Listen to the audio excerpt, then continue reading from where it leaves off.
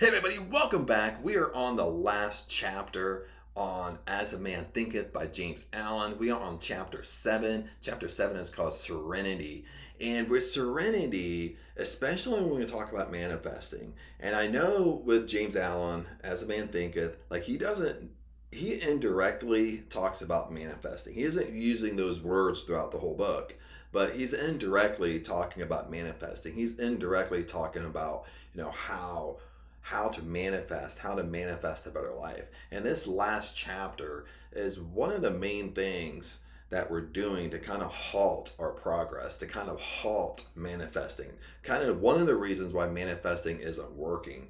And there's a lot of reasons why manifesting isn't working, just because remember, when manifesting, we actually manifest from within out. So manifesting is always working, but we might not be getting what we really want.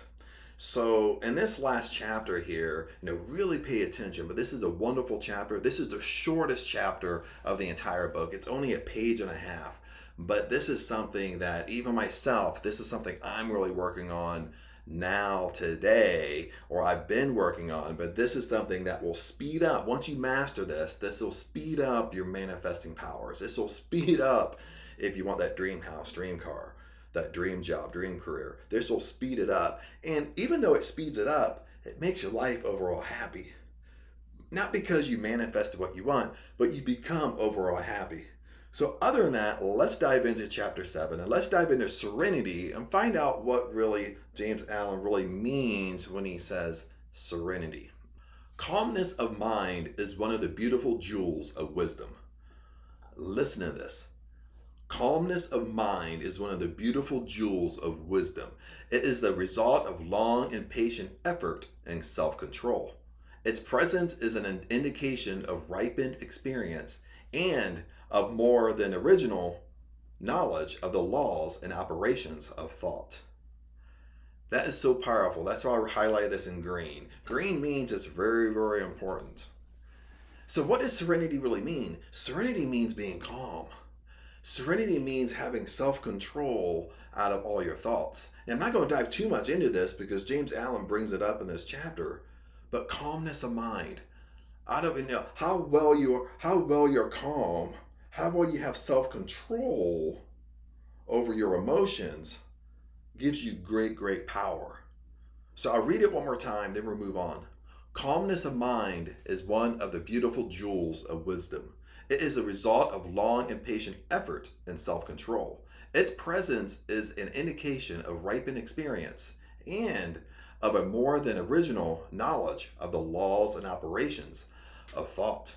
A man becomes calm in the measure that he understands himself as a thought-evolved being, for such knowledge necessitates the understanding of others as a result of thought.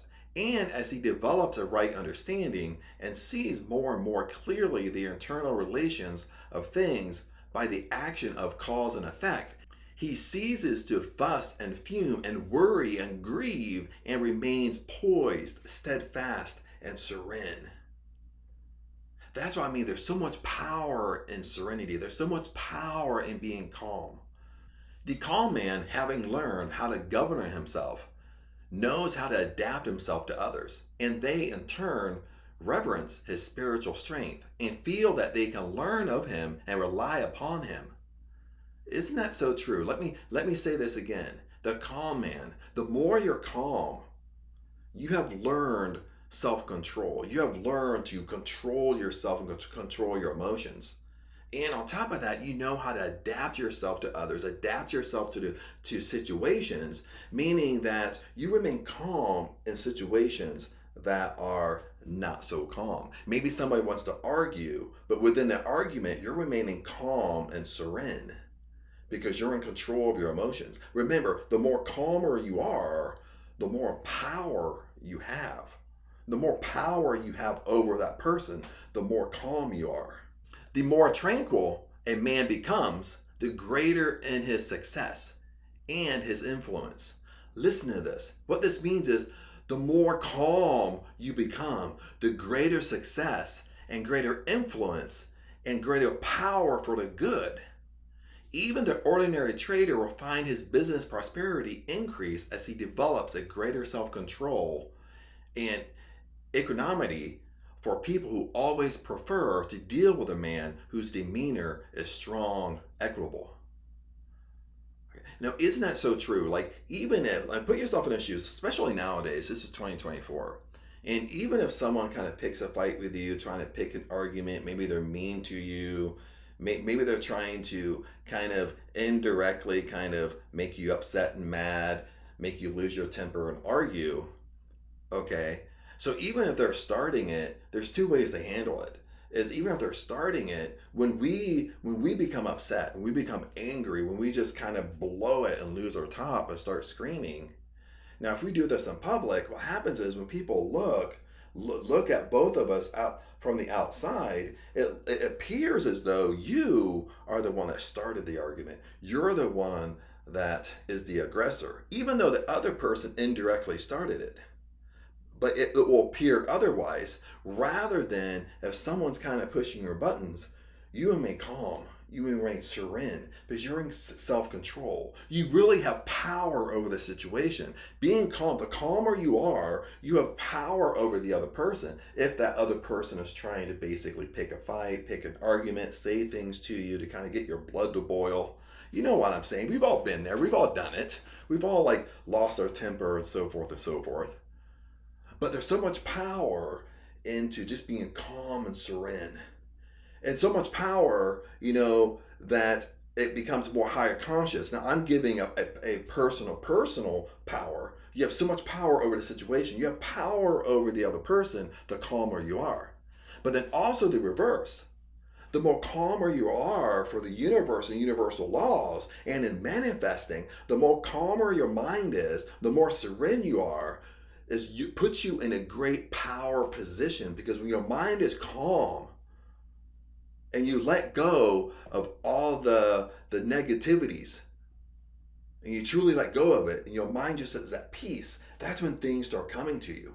That's why there's so much power in being calm. There's so much power into self-control over your emotions, self-control over your thoughts, especially when you start slipping into angry thoughts, when somebody starts pushing your buttons.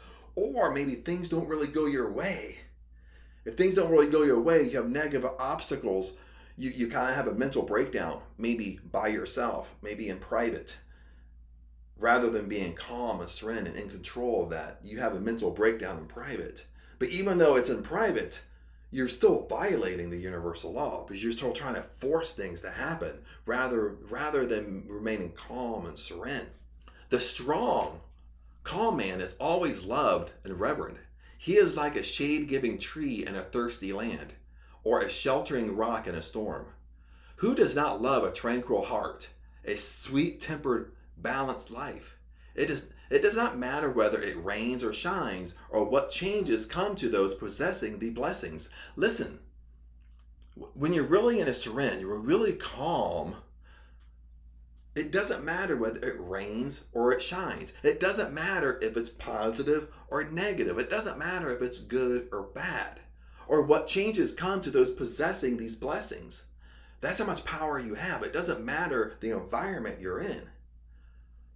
Then he goes on, for they always sweet, serene, and calm. In these situations, you are always sweet, serene, and calm. No matter what you're going through, you're always sweet, serene, and calm. No matter it rains and shines, no matter it's positive, negative, no matter what situation you're in, no matter what environment you're in, you always remain serene and calm. You're always in control of your emotions. You're always in control of your thoughts, because you know the calmer you are, the more power you have over those circumstances. And I'm right here. That exquisite poise of character, which we call serenity, is the last lesson of culture, the fruitage of the soul. It is precious as wisdom, more to be desired than gold, yea, than even fine gold. How insignificant mere money seeking looks in comparison. And I'll go on here, but I love this sentence right here.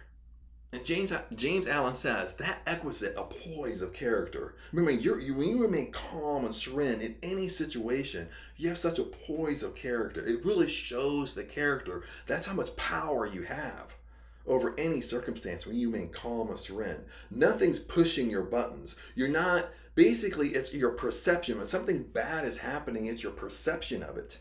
Okay, you're not letting the negative perception of something overpower you. Okay, when you give in emotional, when you start getting angry and mad, you have a mental breakdown. You scream and you fuss. Basically, what has happened, you've given up your power over that situation. The same way if you get in an argument with somebody else, even if that other person started the argument, once you become irate, once you start yelling, once you lose your top and flip out, you've given up control. That person is controlling you. Okay? You have to understand that even in martial arts, I have a huge martial arts background. I don't talk about it so much. But remember, even in martial arts, they teach you to remain calm, serene, and poise in difficult situations. Like if you get self-defense situations, the more calmer I am, the better I can think, the better I can adapt, the better I can defend myself. But the more irate I get, the more anger I get, the more I let the person get to me and I flip out and lose my top, I'm not thinking the right way. I'm mad. I have tunnel vision. All I can see is them. But in a self-defense situation, they could have buddies that come around me, which I don't see, because now I have tunnel vision because I'm mad. I'm mad at them. So who's in control of that situation now? When I become mad and irate, they're actually in control. They're actually controlling me because I'm doing exactly what they want me to do. I'm losing my focus. I'm losing my cool. I'm not being calm anymore. The same way in this example is the calmer I remain, the more serene I am, I have power over that situation. Even in a self-defense situation, the more calmer I am, I have power over that person. Same way manifesting a universal law, same way in my environment, just a negative situation, something negative happening, the more calmer I come to it, it's my perception. I just walk around it. It doesn't faze me. I don't give no emotion to it. But I give no emotion to something. I have power over it. You have to think in those terms. The calmer I am, I bring no emotion to it because I'm calm and serene. I have power over it. That exquisite poise of character, which we call serenity means calm, is the last lesson of culture, the fruitage of our soul. Then he goes on, being calm and serene, it is a precious wisdom. It is more to be desired than gold. So listen to this. It's more desired than gold. It's more desired than any wealth you can establish. It's more desired than millions of dollars. That's how important being calm is. That's how important being serene is to all the laws of the universe. And he goes on and says, even fine gold, even the most expensive gold, being calm and serene has more power over it. It's more important than that. It's more important than all the money in the world. It's just being calm and serene in every situation. Then we continue. How insignificant mere money seeking looks in comparison with a serene life. A life that dwells in the ocean of truth, beneath the waves, beyond the reach of the tempest, in the eternal calm. How many people we know who sour their lives, who ruin all that is sweet and beautiful by explosive tempers? Listen to this. This is such an important paragraph. That's why I try not to give so many examples, because this is such a short chapter, but every paragraph is so powerful. Because even in this paragraph right here that I'm guilty of, and I'm sure you're guilty of too. We're all human. We've all lost our tempers. We've all said things we didn't really mean. But listen to this paragraph. How many people we know, maybe ourselves, who sour their lives, who ruin all that is sweet and beautiful by explosive tempers, by losing your temper, having a meltdown, who destroy their pose of character and make bad blood. It is a question whether the great majority of people do not ruin their lives and mar their happiness by lack of self-control. Look at that. He brings up the lack of self-control again. Being calm and serene, but once we lose control, we lose our temper. we give in to those emotions. And once we lose our temper and give in to those emotions, okay, whatever is affecting that has power over us. We don't have power over it. So we're losing our power. How few people we meet in life who are well balanced, who have the exquisite poise, which is characteristic of a finished character.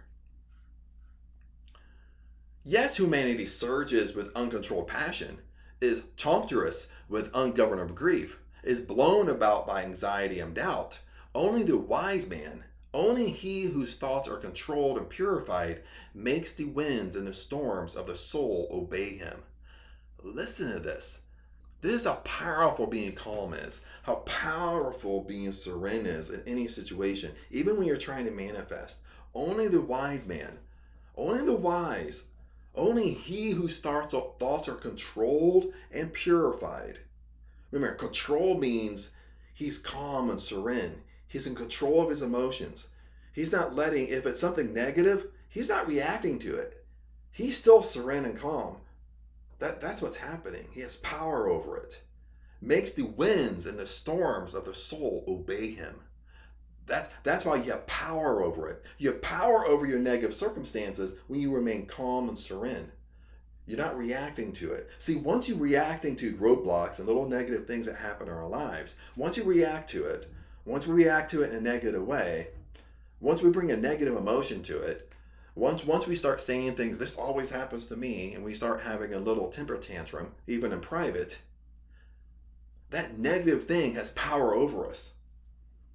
And it has power over us, and then we end up attracting on that level.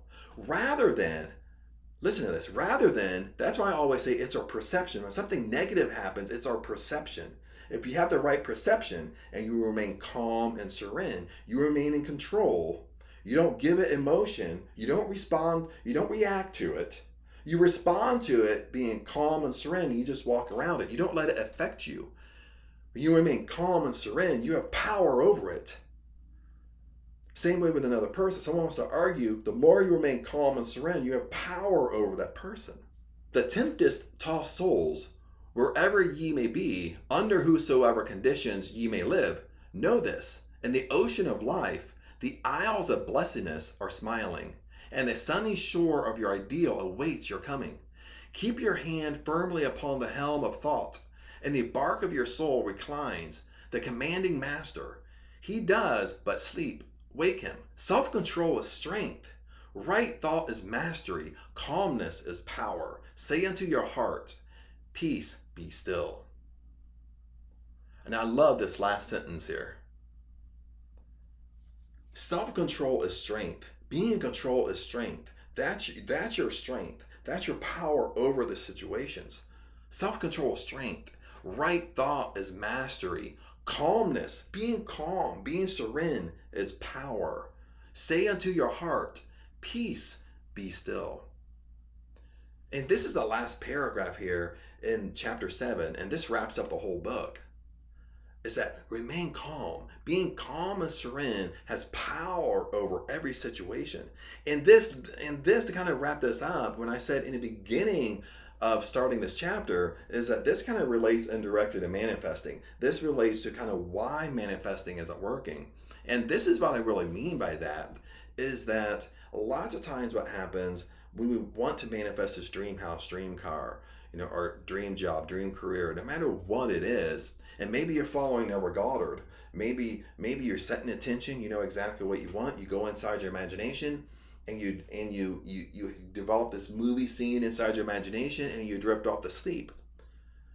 Now, when you drift off to sleep, what does Neville Goddard say? He says, well, in your 3D world, live within, dwell within. See, this is where most of us flub up.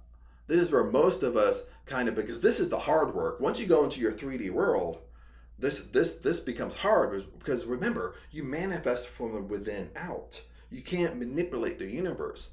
So all your deep desires, your secret you, your deep-rooted beliefs, that's what's actually manifesting. That's what you can see right now in your visible world. That's what's coming to you. It's from within out. And then on top of that, in your 3D world, when we're doing all these manifesting techniques, what we end up doing is when we wake up, we're constantly looking for it. We're not letting it go. We're not letting it be. We're not acting as if. When we wake up, we look outside in our garage and we say, well, I don't see my dream car out there. You know what I mean? We wake up and we think, well, I'm not living in my dream house yet.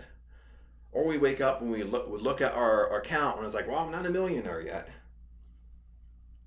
Or we wake up and we check our lottery tickets and say, well, I didn't win the lottery yet. We're constantly looking for the how. We're constantly validating that it didn't come yet. So we're not really doing the Neville Goddard technique exactly how Neville Goddard has instructed us. Then on top of that, when we get in that realm of thinking, we're not calm and serene because we let our emotions take part of it. Okay, we start getting emotional if it hasn't come in yet. After we've done it for a few days or a week, we start getting emotional. We start saying negative things to ourselves, maybe secretly. Maybe we talk to our friend and we say them out loud, or we secretly tell ourselves, like, oh, it's not working. This always happens to me. When something negative happens at work, you're saying, this always happens to me. I don't know why. You don't remain calm and serene and peaceful. Remember, if you're not calm, the opposite of calm is you're trying to force. Angry. You're trying to force things to happen. Remember, force negates. No matter if it's physical force, it negates from you. And no matter if it's mental force or mental coercion, no matter what you want to say, any type of mental force, it expels from you. It stays away from you. Okay? Why does being calm have so much power? It's because when I'm calm and when I'm serene, when I'm peaceful, I'm not reacting to my outside world. I'm not reacting to the negativity around me. I'm not bringing power to it. I'm not reacting to it. My perception is that it's happening for me and I just walk around it. I'm not giving no emotion to it. That's what I mean. You're giving emotion to everything in your life and most of it is negative. What you bring emotion to has to come to you by universal law. But the more calm I am, the more serene I am, the more peaceful I am, I have power over it. That's why he says, that's why this is the last chapter in the book. That's why being calm, being serene, this is why he says self-control is strength. The right thought is mastery. Calmness is power. This is why he said calmness is better than any wealth in the world. And since this is written and published in 1902, he's taken all the stuff probably from the mid 1800s. Okay, so he's saying calmness is more powerful than any gold you could have in your life. Any of the finest gold you could have in your life, the most expensive gold you can have, calmness is more important than that. Has more power than that. That's how powerful being calm is, being serene is. That's how powerful it is having self-control over your emotions and not reacting to everything around you. Okay, this is something I'm really trying to work on in my life right now because I found that, I was kind of, as older I was kind of getting where I was just kind of reacting to everything around me, reacting to the things I didn't like, reacting to people that pissed me off, you know what I mean? Rather than remaining calm. And once you tell yourself this over and over and over again, the more calmer I am, I have power over the situation. That's what gives me power over the situation. I mean, think about it this way. Have you ever argued with somebody and they wanted to argue with you? You're not arguing. They wanted to argue with you. And for whatever reason in that moment, you're not reacting to them. You're just sitting there very calm, listening. You're not letting it affect you. You're not letting it bother you. You just remain calm. You're listening. And you don't let it affect you. And the other person keeps on getting madder and madder and madder because you're remaining calm. Why does that happen? Because you have power over that other person. As long as I remain in self-control, the other persons end up going to stop, or other people around that person is going to have them stop. Because I have power over that situation. I have power over that person. Then you flip it, and you flip it into manifesting. You flip it into little negative obstacles. You don't react to it. It's your perception. You don't react to it. You don't bring emotion to it. You remain calm and serene and poised. No matter what it is, positive or negative. And you just walk around it. You don't bring no emotion to it because I have power over it. See, that's the power of being calm. Even if you go back to the Bible and the New Testament with Jesus, no matter what situation he was in, he remained calm and serene and poised because he knew universal law. He knew the laws of nature. He knew that if you remain calm, serene, and poised, he had terrific self-control over his emotions. He knew the power he had. He knew he had power over that other person. That gave him power. That gave him power over the circumstances. That gave him power over the negative circumstances. Because how he remained so calm.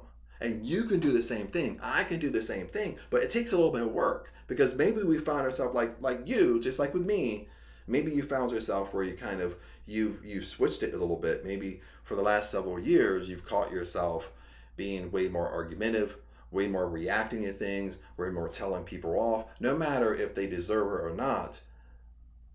When you're losing your temper, you're losing self-control. You got to remember, you're not in control. You don't have power over the situation. The only way you flip it is when you remain calm and serene. Then you have power over any situation in your life. Other than that, my friends, hopefully you enjoyed As a Man Thinketh by James Allen. This is the last chapter. Comment below and let me know your thoughts. And let me know where you are. Let me know what's working for you. And let me know if you're struggling with some of this stuff. But comment below and let me know. And remember, blessings to you. I love you guys. And I'll see you in the next video.